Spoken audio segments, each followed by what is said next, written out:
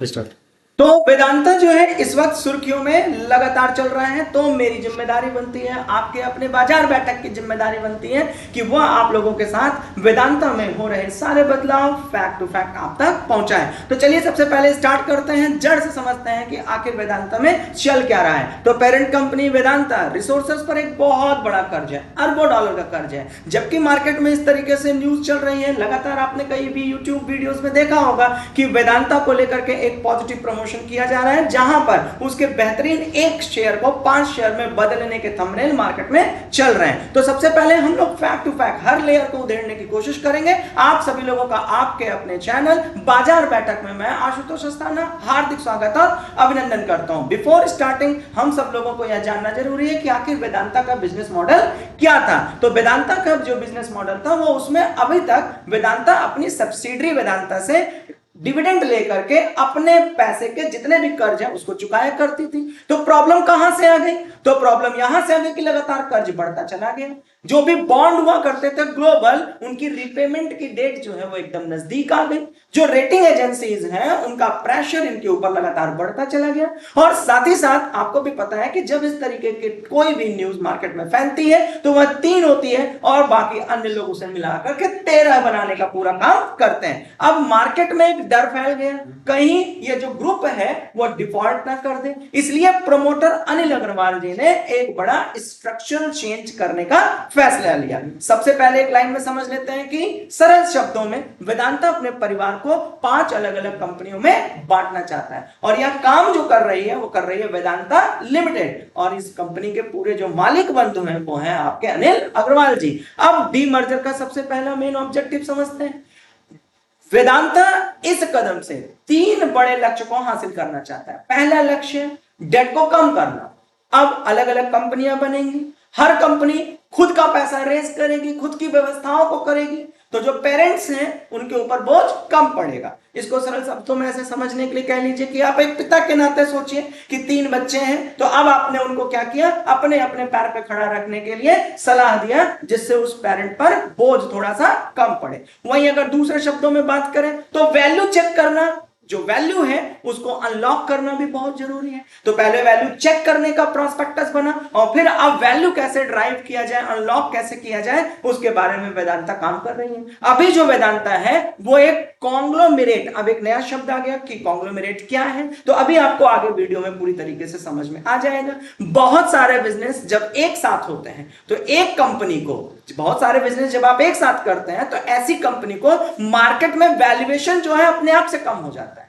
लेकिन अब वहीं सोच के देखिए, ऑयल बिजनेस की अगर उनको अलग वैल्यू मिले, एल्यूमिनियम बिजनेस की अगर उनको अलग वैल्यू मिले, पावर की उनको अगर अलग वैल्यू मिले, अगर कॉपर की उनको अलग वैल्यू मिले, जिंक की अगर उन्हें अलग वैल्यू मिले, तो इसका मतलब है कि जो स्प्लिट है वो हायर वैल्यूएशन देने का इनको एक मौका दे सकती है। मतलब एक ही कंपनी में सब कुछ इस वक्त मिला जुला है। अब यही उनके लिए एक समस्या भी थी।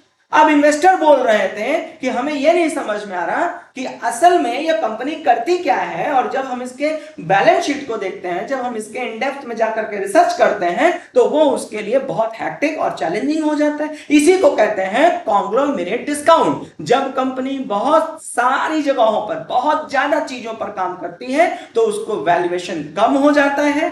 अब तीसरे नंबर पे अगर हम लोग समझने की कोशिश करें तो वेदांता चाहती है कि साहब अब सभी लोग अपने अपने पैर पे खड़े हो जाइए और फोकस्ड बिजनेस करना शुरू करिए। अब हर कंपनी के पास अपना खुद का सीईओ होगा जो डिसीजन ले पाएगा, अपनी उनकी खुद की स्ट्रैटेजी होगी, ग्रोथ के लिए उनका प्लान होगा और उसी में एग्जीक्यूशन के लिए वो इंडिविजुअल कंपनी अपनी जिम्मेदारी से वहां पर लग जाएगी और आगे बढ़ जाएगी। मतलब अब हर बिजनेस अपने दम पर ग्रोथ करेगा। अब थोड़ा सा डीमर्जर के स्ट्रक्चर को समझ लेते हैं कि कंपनी कैसे टूटेगी और कैसे आगे के लिए काम करेगी।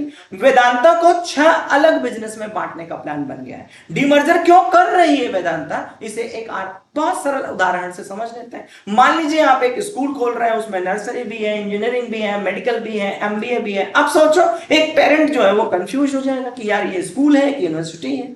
तो इससे चक्कर में जो है सेम यही रूपरेखा वेदांता में भी लगा हुआ था कि, लेकिन अब इन्हें अलग अलग कॉलेज अगर बना दिया जाए तो आपको पता है कि अब थोड़ा सा ट्रांसपेरेंसी, थोड़ा सा उसको चेक करने का तरीका और ऑडियंस के लिए थोड़ा सा easy to taking the decision हो जाएगा। सेम यही काम आपका वेदांता भी कर रही है। वेदांता ने कहा भाई आज के तुम वेदांता एल्यूमिनियम हो गए, भारत का सबसे बड़ा एल्यूमिनियम प्रोड्यूसर कहो, ग्रोथ ईवी की डिमांड है, रिन्यूएबल एनर्जी की डिमांड है, इंफ्रास्ट्रक्चर बूम कर रहा है, तो चलो भाई तुम ये काम अलग से करो। फिर आता है वेदांता ऑयल एंड गैसेस। अब ये क्या कर रहा है, भारत में 85% तेल जो है इंपोर्ट किया जाता है, सरकार डोमेस्टिक प्रोडक्शन को बढ़ाना चाहती है, तो इसमें भी उसको एक अच्छा खासा क्या मिल जाएगा, एक बेहतरीन पोटेंशियल मिल जाएगा, एक ह्यूज पोटेंशियल मिल जाएगा। फिर तीसरे नंबर पर परिवार का तीसरा सदस्य एंट्री कर जाएगा Vedanta power. Vedanta power thermal और रिन्यूएबल पावर दोनों में काम करेगा। फ्यूचर आपको पता है कि रिन्यूएबल एक्सपेंशन पर गवर्नमेंट भी ध्यान दे रही है, हम सब भी ध्यान दे रहे हैं, तो वहां पर भी उनको एक पोटेंशियल अनलॉक करने का चांसेस मिल जाएगा। वही वेदांता स्टील की बात करें तो वेदांता स्टील और फेरस पे भी काम किया जाए, आयरन पर और स्टील के बिजनेस पर भी ये काम करेंगे, क्योंकि इंफ्रास्ट्रक्चर के ग्रोथ की वजह से इसमें भी डिमांड आएगा और इनका भी पोटेंशियल वहां पर अनलॉक होगा। अब वहीं पर एक कदम और आगे चलते हैं, वेदांता बेस मेटल पर काम किया जाए तो कॉपर, जिंक और सिल्वर ये तीनों मिलाकर के वेदांता के बेस मेटल्स पर इन लोगों को भी एक पावर, एक पॉजिटिव, एक वैल्यू ऐड करेगा। जिंक का बिजनेस क्राउन ज्वेल्स में काम करेगा, जो कि उनको वहां पर और वैल्यू ऐड करने की कोशिश करेगा। वेदांता लिमिटेड होल्डिंग इक्विटी की अगर हम लोग स्ट्रक्चर की बात करें तो एग्जिस्टिंग कंपनी कॉन्टिन्यूअस बनी रहेगी। तो अब यहाँ पे आपके दिमाग में एक सबसे बड़ा प्रश्न बन रहा होगा जिसके लिए वीडियो में अभी तक आप रुके हुए हैं, और वो है कि भैया हमको आपको क्या मिलेगा as a shareholder, shareholder को आखिर में क्या मिलेगा, यही मुद्दे की बात है। तो सबसे एक्साइटिंग हिस्सा यही है। अब अगर डिमर्जर अप्रूव्ड हो जाता है, जो कि अंतिम कगार पर है, तो वेदांता शेयर होल्डर को नई कंपनियों में शेयर फ्री ऑफ कॉस्ट मिल जाएंगे। इसीलिए यूट्यूब यूनिवर्सिटी पर पूरी तरीके से एकदम धुआं धुआं हो रखा है। इसका मतलब यह है कि अगर आज आपके पास वेदांता के कंपनी में, वेदांता के पेरेंट कंपनी में अगर एक शेयर है, तो कल आपके पास 5 से 6 कंपनियों में अलग अलग शेयर्स हो जाएंगे, मतलब 5 से 6 शेयर आप लोगों को यहां पर वैल्यू अनलॉक इवेंट की तरह बेहतरीन रिजल्ट्स के रूप में मिलेगा। अब इन्वेस्टर को क्या फायदा होगा, यह भी आपके दिमाग में एक बहुत बड़ा सवाल पैदा हो रहा होगा। अब आपके पास मान लीजिए वेदांता के 100 शेयर है, तो डीमर्जर के बाद आपको क्या मिलेगा, 5 अलग अलग कंपनियों में शेयर मिल जाएगा, मतलब एक ही जगह पर 5 लॉटरी टिकट आपको मिल जाएगी। इसे कहते हैं वैल्यू अनलॉकिंग। डीमर्जर से वैल्यू बढ़ेगी। थोड़ा सा इसको सरल उदाहरण में समझ लेते हैं कि मान लो आपके पास एक मॉल है जिसमें food court, cinema, clothing, gaming zone. अब कोई आता है और कहता है भैया हमको मॉल खरीदना है, तो यदि अगर आप एक मॉल बेच देते हैं तो वहां पर पूरा ग्राफ जो है वो मॉल के अनुसार बनेगा, बैलेंस शीट पूरा मॉल के अनुसार बनेगा। लेकिन आपके पास इंडिविजुअल भी तो 5 सेक्टर्स हैं, उसमें कोई अच्छी परफॉर्मर होगी, कोई थोड़ा एवरेज परफॉर्मर होगी, लाइक दैट। तो अगर कोई मॉल खरीदने आया और अगर आप सबको अलग अलग बेच कर देखिए, तो हर बिजनेस अलग अलग अपनी वैल्यूएशन के हिसाब से बिकेगा, और इसी चीज का एडवांटेज आपकी वेदांता को भी मिलेगा। मार्केट इसे पॉजिटिव क्यों मान रहा है, क्यों यूट्यूब यूनिवर्सिटी पर और हर जगह इसके चर्चे हैं, तो इस बार इसके बारे में बात कर लेते हैं। तो कॉन्ग्लोमेरेट डिस्काउंट यहां पर खत्म हो जाएगा, जो इससे पहले मैंने आपको वीडियो में ऑलरेडी बता दिया है। अभी मार्केट डिस्काउंट पर वैल्यू करता है, और जब स्प्लिट हो जाएगा तो हर बिजनेस की अपनी अपनी अलग वैल्यूएशन हो जाएगी। फिर वहां पर आप उस कंपनी के इंडिविजुअल रिसर्च करने के बाद आप अपना डिसीजन लेंगे। मार्केट इस खबर को जनरली पॉजिटिव मान रहा है, ये बात सच है, और उसके पीछे रीजन ये है कि बिजनेस की क्लैरिटी बनेगी, वैल्यूएशन अचानक से बेहतरीन बढ़ सकता है, फॉरेन इन्वेस्टर इंटरेस्ट दिखा रहे हैं, यह भी एक बहुत बड़ा वजह है। जो डेट है वो अचानक से घटते हुए दिख सकता है, जो डेट की ट्रांसपेरेंसी है, वहां पर वेदांता जो कर्ज है वो बहुत बड़ा मुद्दा बना हुआ है। तो वेदांता ग्रुप की जो पेरेंट कंपनी है उसके रिसोर्सेज को थोड़ा बढ़ावा मिलेगा, इस पर बहुत बड़ा जो डेट है उससे उसको थोड़ा सा निदान मिलेगा। डिमर्जर अलग अलग कंपनियां बनाकर उसको और व्यवस्थित करेंगी, इन्वेस्टर अलग अलग कंपनियों पर रिसर्च करके अपना पैसा लगाएंगे, और पेरेंट कंपनी का बोझ भी कम हो जाएगा, बशर्ते वह कर्ज के अलावा भी जो मैनेजमेंट का बोझ है वो भी कम हो जाएगा। इस तरह के डेट सिचुएशन प्लान जब स्ट्रक्चर्ड वे में एग्जीक्यूट किए जाते हैं तो यहां दोनों रिजल्ट निकल कर आता है। कंपनी बियॉन्ड द परफॉर्म भी कर सकती है और इसी स्ट्रक्चरल चेंज में फंसकर नुकसान भी दे सकती है। अभी डेट स्ट्रक्चर थोड़ा सा कॉम्प्लेक्स है, बहुत शुद्ध और साफ भाषा में।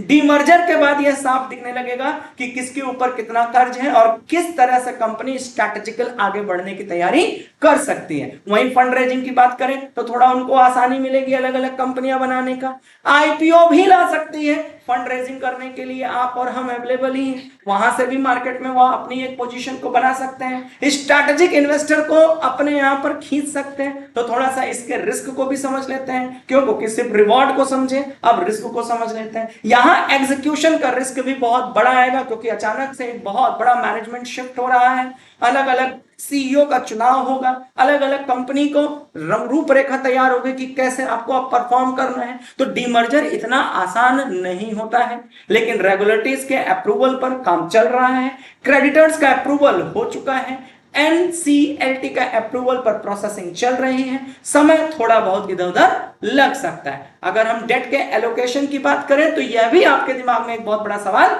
तय होना चाहिए कि डेट लेगा कौन। अभी तो एक ही कंपनी है ना, तो इसका मतलब अभी डेट लेगा कौन। अगर कमजोर बिजनेस पर ज्यादा कर्ज आ गया तो यह बात समझ के चलिए कि वो तो अपने आप में पहले से मृत्यु में था और उसके ऊपर सोने पे सुहागा हो जाएगा। दूसरा, कमोडिटीज के साइकिल का रिस्क भी आ सकता है स्प्लिट के बाद भी। क्यों? क्योंकि बिजनेस कम्युनिटीज पर डिपेंड रहेंगे और इस वक्त कम्युनिटीज की मार्केट आपको बहुत बेहतरीन तरीके से पता है। टाइमलाइन की बात करें तो अभी ऐसा कुछ कंफर्म नहीं है कि डीमर्जर कब फाइनलाइज्ड हो जाएगा। प्रोसेस चल रहा है, लास्ट स्टेज पर है, बोर्ड का अप्रूवल हो चुका है, शेयर होल्डर्स का अप्रूवल हो चुका है, रेगुलेटरीज अप्रूवल अभी पेंडिंग है, मतलब प्रोसेस में चल रही है। एनसीएलटी जो फाइनल देता है वो आप लोगों का थोड़ा सा इस वक्त पेंडिंग में है। न्यू कंपनियों के लिस्टिंग फ्यूचर का इनका प्लानिंग हो सकती है।